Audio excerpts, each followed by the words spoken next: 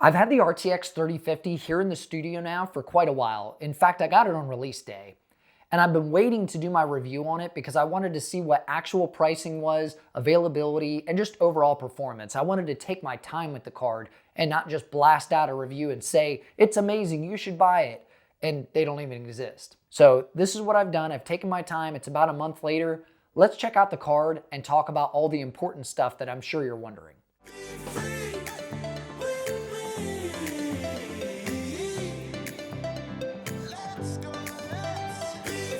Hey everyone, and welcome to Danny's Tech Channel. I'm Danny, and if you've never been here before, I like to frequently do videos on hardware reviews. I'll do PC builds, and every now and then I'll do a how-to video as well. Today's video is all about the RTX 3050, specifically the EVGA XC Black Edition. I want to outline the performance of the card, give you a little bit of description of the features and specs on the card, and then I also want to talk about pricing and availability as well. I want to outline the performance of this card right away so you have no questions on whether or not it's worth the money that I'll talk about later. My graphics card that I'm using here for my test bench is the Asus GTX 1660 Super OC Advanced Edition. My test bench that I use is running a Ryzen 5 5600X, it's a B550 motherboard, 16 gigs of Corsair Vengeance RGB Pro, and I'm running it on Windows 10 Pro. I use the highest settings at 1080p with no DLSS and no ray tracing.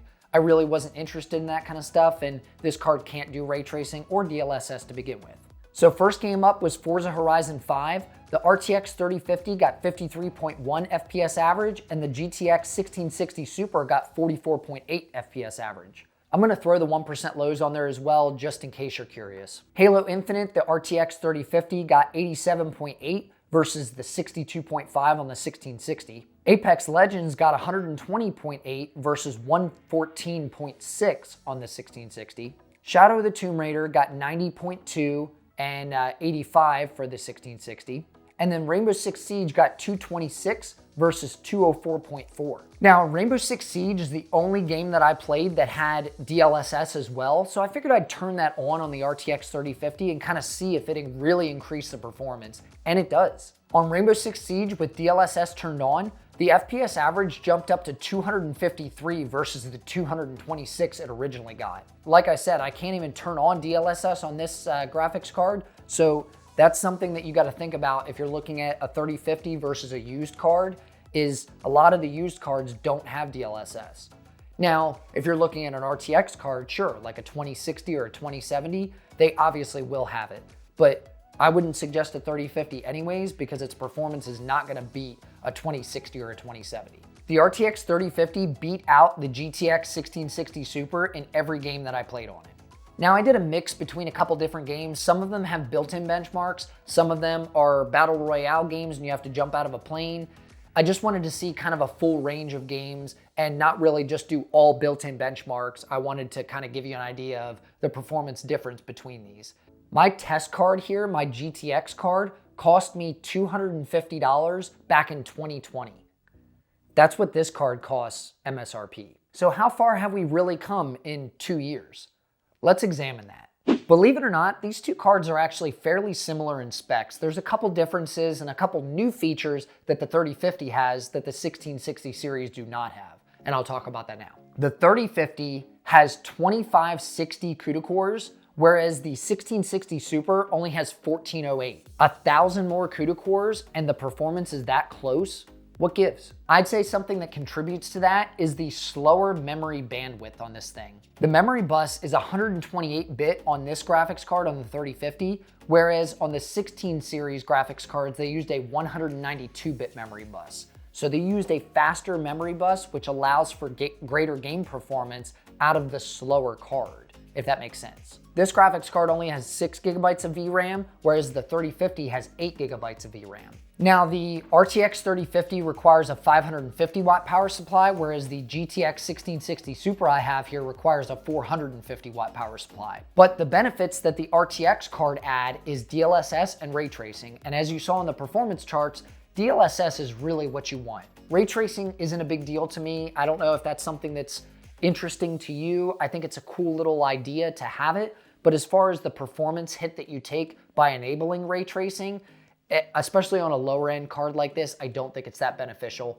If you want to turn it on, snap some pictures, and then turn it off, I guess you could do that. But the DLSS is what really sells this card for me. Now, the EVGA card, they've used these cooler designs on pretty much every card. I've got 3 other cards back here, a RTX 3060 and a 3060 Ti, and the bottom cooler design is the same on all of these.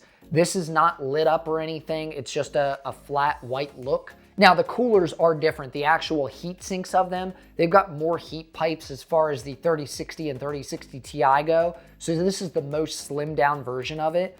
But I mean, it's a 2-slot card. It still has the same connections on the back. It's 3 DisplayPort and 1 HDMI. The only thing I don't like with the Black Edition versus the XC Gaming Edition is you don't get the nice back plate like you do on those cards. They've got like a hard metal back plate, and it just makes it look a little bit cleaner.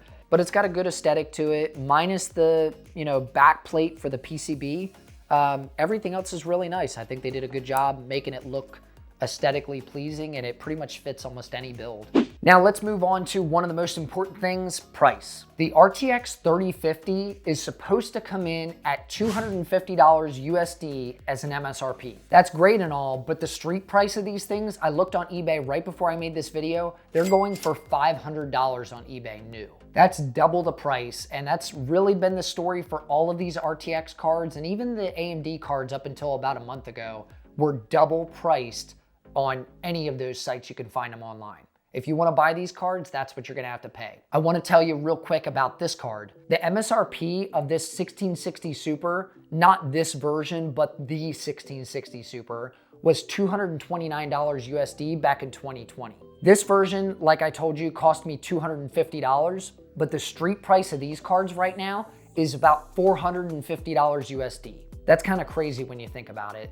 If I'm gonna pay overpriced for this thing, I'd rather just pay overpriced for the 3050 and have the extra features. At MSRP, this card is a fantastic buy. I think that is what you should be going with if you can pick it up. The only competition against this thing is the RX 6500 XT in this price range.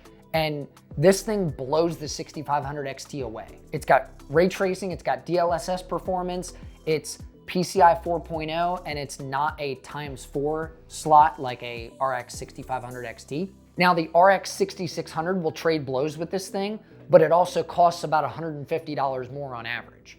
But you can actually get a hold of that card, whereas this card is non-existent, which I'm gonna talk about right now. Let's get into availability. These things are just non-existent. I'm gonna cut it dry, plain and simple.